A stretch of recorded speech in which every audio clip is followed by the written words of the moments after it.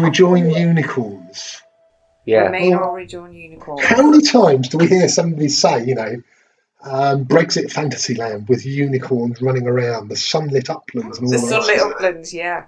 And they really are, some of these leaders really are dreaming about the sort of society that they think they're going to create. It's never going to happen. They're just daydreaming. Unfortunately, I think we've got a few on our side as well. And I think the point really that I'm trying to make is that we need to be realistic. Okay.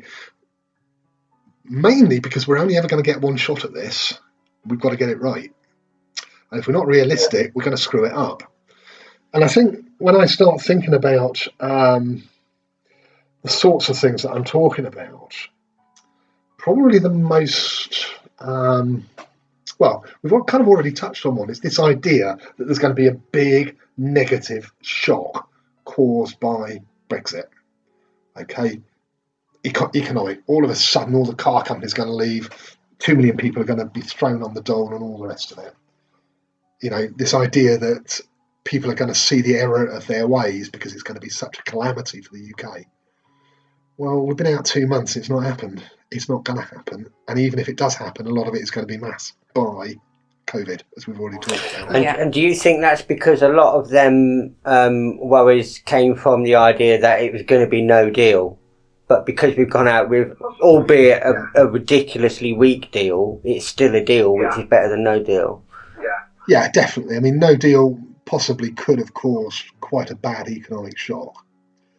So there's kind of like that aspect of it, and there's an awful lot of people in our movement that basically say, we've got to wait for the effects of Brexit to be seen. And that's part of the flaw, is that I don't think the shock is going to be big enough. But there's another flaw in that it focuses in on one particular area, which is trade. Now, yeah, trade is important because trade ultimately contributes things like jobs to the economy. Yeah. But it's by no means the only area that the EU is important. What about environmental protection, for example? What about its role in securing peace and democracy, for example? What about its role in worker rights, employee rights like maternity pay? What about its role in consumer rights and consumer protection legislation? This idea of focusing on this big shock ignores all of that. I guess it could happen if we saw Scotland go independent. I think that could possibly cause a shock, a big enough shock for people to start thinking again about what they've done and what the effect of that is. I think the leavers' mentality to that will just be, go on then. Go on your own. I was just about to say, at the moment, when you look at their pages, that is what they're saying. They're saying, we'll go then, Scotland. Yeah. Okay, well, I think we've got to start thinking we've got to go back to this targeting, this segmentation. Who are we talking about? Okay.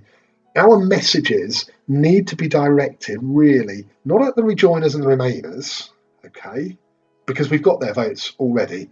And unless the EU does something really, really silly, or there's some kind of cataclysmic event, they're going to stay on our side. And it's the same with the hardcore leavers, okay? Unless there's really some major upheaval, they're not going to change their views. It's the people in the middle that we need to be aiming at, okay? And they might be influenced if Scotland does decide to go off on its own, and it can be seen that that is directly related back to Brexit. Yeah. Right. But it still comes back to this, Remain, Rejoin Unicorns. Another one, the other classic one that we've seen so much in recent months, it seems to have stopped now, is this idea that Keir Starmer has got some sort of clever plan. Some long game. Yeah, long game and all the rest of it. No, he hasn't. Keir Starmer has got one game and one game only. And that is getting Keir Starmer the keys to number 10 Downing Street. Yeah.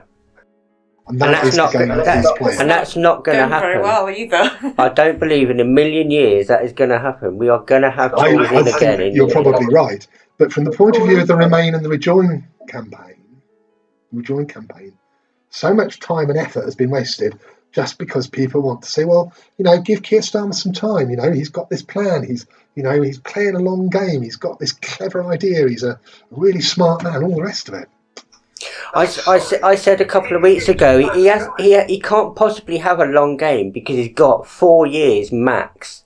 If the next election's 4 years, if he loses that election, he ain't going to carry on as leader. So that's game over, isn't it? So he's got 4 years maximum. That is not a long game. So he needs to make a decision now, and he's not ever going to win back the flag waving Leavers that left Labour. No. I don't think he'll ever win them back. So forget them and get people like us on board instead. Just come out for Rejoin now. Well, do you know what I mean? In my opinion, I'd like to see him do that as well. Yeah. But what my point really is there's so many people in the Rejoin movement are saying, "Oh, he's playing this long game. He's really smart. He's really clever. You know, if we just sit back, get him into power, everything will be all right." Sorry, it doesn't wash with me. This is what I mean by a Remain or a Rejoin unicorn. Yeah. It's fantasy. Another one that you hear a lot about is this progressive alliance. Yeah, okay, there's opinion polls out there that could say that if, you know, the Labour Party, the Greens and the Lib Dems got together and a progressive into an alliance, they would win the next election. Yeah, I'm sure they would. Just the same as I'm sure they would win the December 2019 election. Is it going to happen? No. Why is it not going to happen? Because all Keir Starmer is interested in is getting the keys to number 10 down the street for himself. Okay, he is going to believe that he can do that.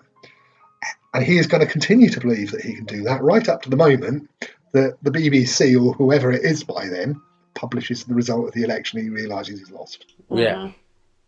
That's the nature of politicians. So there's all this effort being spent on putting together or trying to put together a progressive alliance. It's not going to work. It's a Remain or a Rejoin unicorn.